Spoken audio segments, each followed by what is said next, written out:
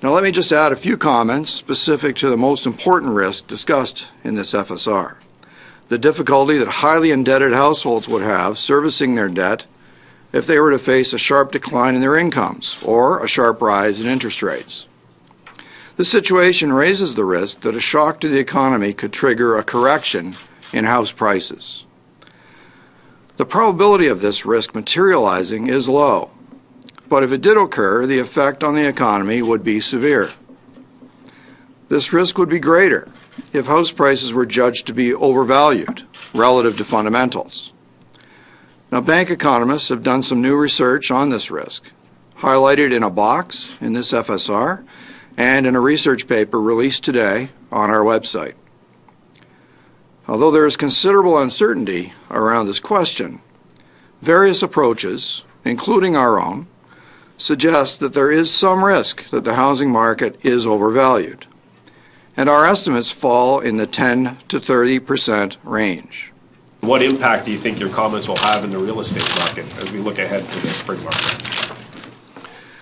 Well, first, what we've done is we've published a paper today which adds to this, to our insight into this situation. It's not the definitive point to put a pin in a number, and so I would frankly resist this citing of the 30% or 20% or any of these. What it does, there are a number of different methodologies that economists can use to assess this, and they kind of range in that sort of 10 to 30% range. And so it's in a way reassuring that we take this model, which is not just about Canada, but actually analyzes over 40 housing cycles, housing correction cycles around the world. So it gets a lot more information into that question. Housing markets, of course, differ from place to place, but the fundamentals and how they drive are not that different. People behave similarly in other housing markets. So that gives us a lot richer kind of insight into this. So the good news is that that model, simple as it is, kind of gives you that same 10 to 30% kind of range of possible overvaluation. And so that kind of validates it, and because it cross-validates other things. But it also tells you some other things, like according to that, we've been overvalued by at least 10% and probably more, actually, for several years. So it's not as though we became overvalued yesterday by some number. It's actually been building up for a really long time.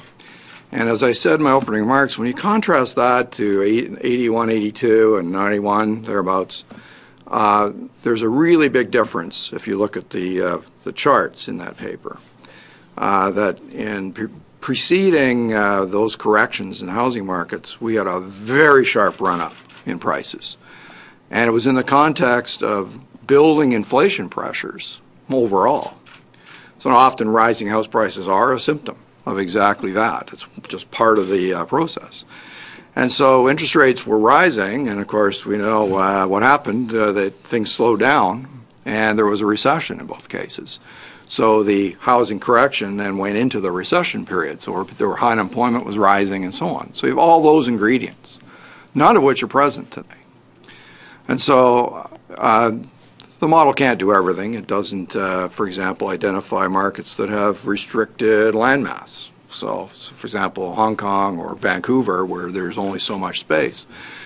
So it can only do so much for us, but it does give us a little bit of insight. And the last thing I guess I'll mention is that because it's a very high-tech thing, it's a very sophisticated model, what we call a logit model. And what it tells you is it also calculates a probability that there's a housing correction. And that probability is actually really low compared to those other historical episodes. And actually looks like it's falling.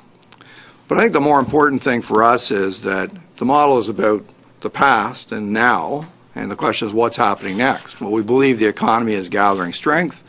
It's beginning to rebuild itself.